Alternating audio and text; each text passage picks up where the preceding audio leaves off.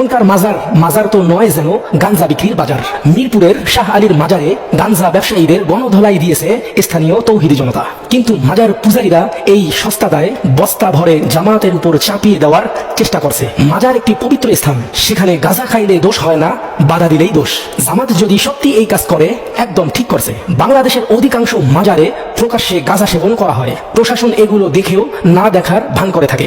মসজিদ মুসলমানদের ইবাদতের জায়গা, মাজার কোনো ইবাদতের জায়গা নয়। মাজারে গাঁজা খাওয়া, মহিলাদের নিয়ে নাচানাচি করা, এগুলো সব বন্ধ করতে হবে এবং ডিজে তাহিরি সহ যেসব মাজার পূজারীরা গাঞ্জযুক্তিদের পাশে দাঁড়িয়েছে তাদেরকেও প্রতিহত করতে হবে। মাজারে গাঁজা সেবন বন্ধ করে দিলে ডিজে তাহিরি সহ সব ভণ্ডরাও মানুষ হয়ে যাবে। কেউ রাসূলকে নিয়ে কটূক্তি করলে মাজার পূজারীরা তখন মাঠে নামে না, কিন্তু মাজারে কিছু হলে রাস্তায় নামতে দেরি করে না। ব্যবসায় আঘাত আসলে রাস্তায় তো নামতেই হবে, কারণ এই মাজারের ব্যবসা করেই তো এই ভণ্ড সুন্নিদের সংসার চলে।